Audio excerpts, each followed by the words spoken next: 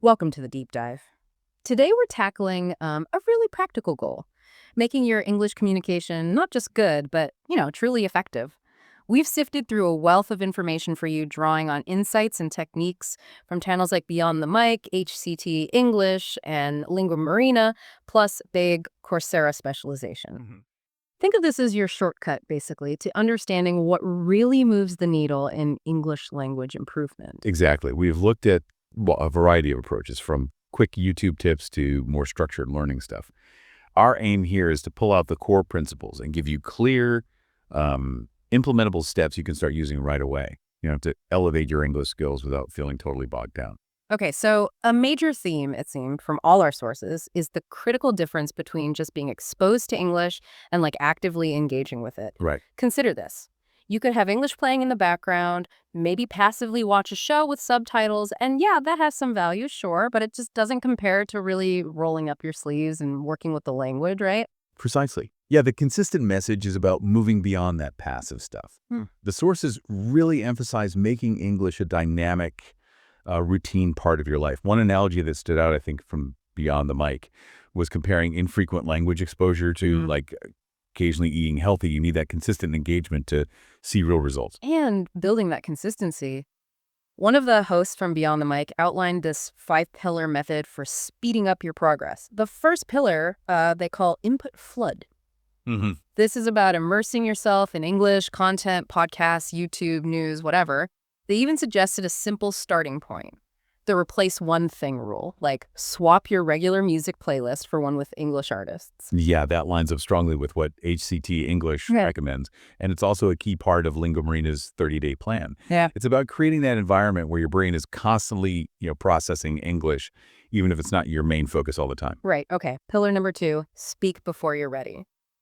The crucial insight here is, well, overcoming that paralysis of perfection. Oh, Waiting until you feel ready might mean you never actually start speaking. The sources all agree immediate, even imperfect practice is the catalyst. They mention apps like Tandem. for connecting with other learners, yeah, which is great for practice. That's such a vital point. The fear of making mistakes can be a huge hurdle. But, as HCT English says, errors are just part of learning. Yeah. They really encourage speaking frequently, even if it's just to yourself at first. Beyond the Mic echoes this, saying, the biggest mistake is delaying speaking until you feel flawless, Right, which is never. right, exactly. Okay, pillar three is learn in chunks. The takeaway here isn't just learn phrases, but why it's more effective. Instead of only focusing on single words, you learn how words naturally group together. Mhm. They gave great examples like over the moon for happy or running on fumes for tired. It adds that naturalness to your English, doesn't it? Absolutely. Learning phrases lets you grasp the context and flow. It's about understanding how native speakers actually talk, rather than trying to build sentences word by painful word. This also connects with that Beyond the Mic idea to steal from what you love. Oh, yeah. Picking up phrases from movies or music often comes with that built-in understanding of how to use them. Okay, pillar four is the feedback loop. This means regularly recording yourself speaking to check your progress. A bit awkward at first, maybe. Yeah, it might feel a bit weird initially, but the benefit is you get an objective look or listen at your pronunciation, find areas to tweak. Plus, listening back to old recordings can be super motivating when you hear how far you've come. That's a really powerful self-assessment tool. Both Beyond the Mic and HCT English specifically recommend doing this. HCT English suggests really listening back to pinpoint mistakes, while Beyond the Mic focuses more on the motivation you get from seeing your progress over time. And the final pillar, pillar five, is the why factor.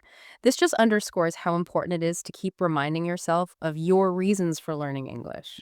Your personal motivation. Yeah, whether it's for your career, travel, just personal growth, Yeah. keeping those motivations front and center really helps with focus and commitment. That's the foundation under everything else, isn't it? Without a clear why, keeping up the momentum is tough.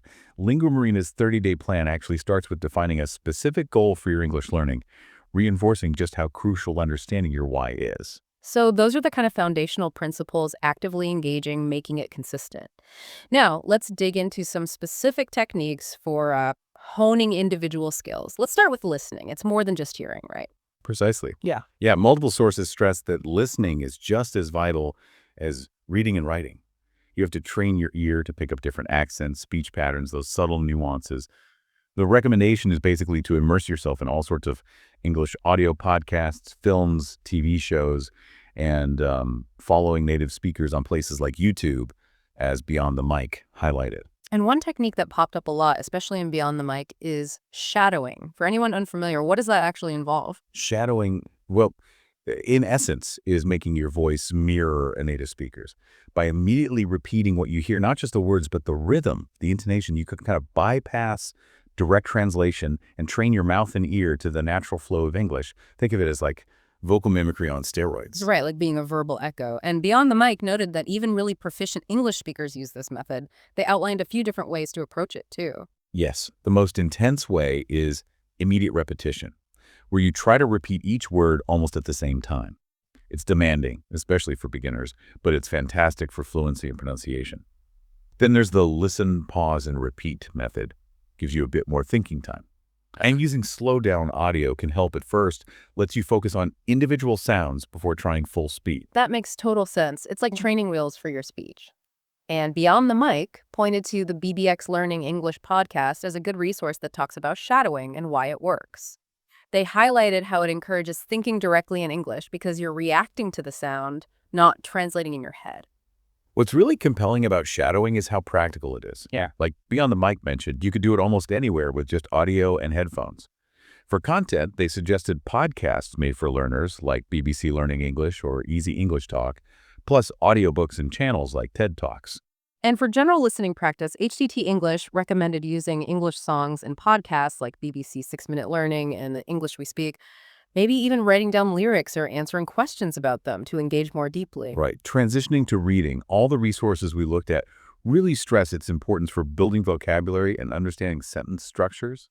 The key idea is to start with stuff at your level and then gradually challenge yourself.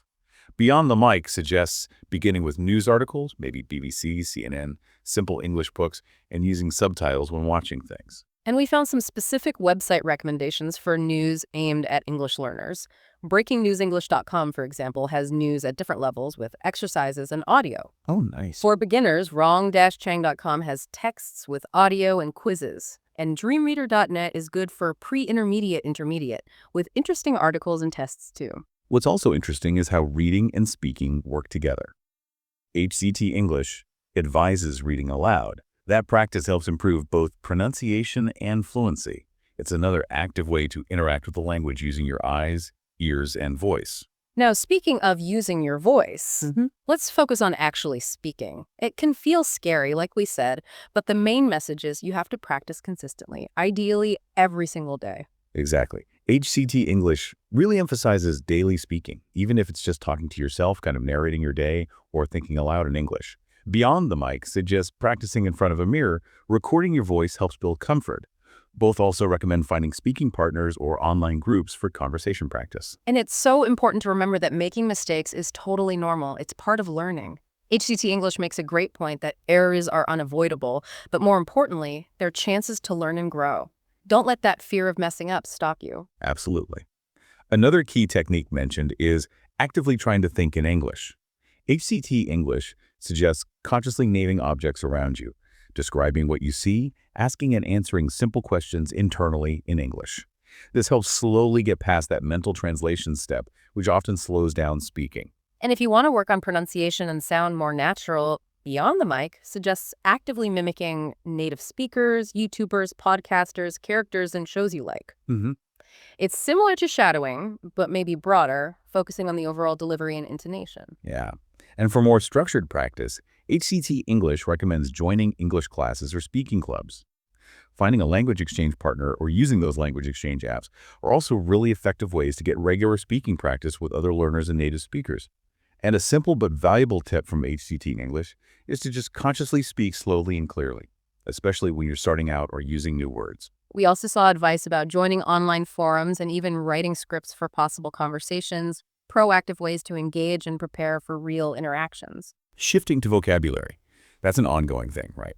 The advice is pretty consistent, trying to learn a few new words daily and actively use them in sentences, spoken and written. HCT English suggests using dictionaries, keeping vocabulary notebooks, using flashcards maybe. And it's not just single words, like beyond the mic, stressed, learning comic phrases and expressions is key for sounding more natural. And how can we use writing to really cement that vocabulary and understanding? Well, writing is an excellent way to reinforce vocabulary and your grasp of English sentence structure. HCT English suggests regular writing, like keeping a diary, writing emails, short stories in English. Lingua Moreno's 30-day plan is a really interesting exercise. Write an essay about your ideal day 5 years from now, so it mixes English practice with goal setting. That's clever. Lingua Morena also suggests writing about your current action plan as if your English was already advanced, imagining what you'd be doing, how you'd use the language. That's a really insightful way to project yourself forward. And the Coursera specialization we looked at specifically has a module on writing professional emails in English, which shows the practical side of good writing skills. Exactly. Finally, let's touch on grammar. It can feel overwhelming sometimes, but the key is to figure out your specific challenges and focus your learning there. Both HCT English and Lingua Morena recommend resources like learnenglish.britishcouncil.org. There's a teens version too. And Lingua Morena even wrote a workbook called English Grammar is All You Need. The main advice is find your weak spots and target your study time. Okay. Now, beyond these specific skill techniques, a lot of the advice was about creating an overall English-speaking environment in your daily life, making English more than just study time. Precisely. Both Beyond the Mic and HCT English suggest practical steps like changing your phone language to English, listening to English music, following English accounts on social media. Easy win. Yeah, and engaging with English news, maybe attending English speaking events or workshops if they're available. The main idea is just surrounding yourself with English media as much as possible. And this whole journey, it's not just about techniques and practice. Your mindset plays a huge role, doesn't it? Absolutely. Beyond the Mic spends a good amount of time on mindset, stressing how important it is to embrace mistakes as part of learning. They actually say embrace the cringe. Yeah. They also highlight comparing your progress to your own past self, not others. Compare yourself to you. And the core message is that consistent progress, not some impossible goal of instant perfection, is what really counts. Progress, perfection. And setting realistic, achievable short-term goals is key for staying motivated long-term. Like commit to learning 5 new words a day or practice speaking for 15 minutes. HCT English also suggests rewarding yourself when you hit those goals, a great way to build good habits. And of course, patience and just sticking with it are essential. Lingua Morena's 30-day plan kind of builds this in by setting daily tasks and encouraging you to track your progress. That initial assessment test from Lancaster University helps you see where you are and set a specific, measurable goal.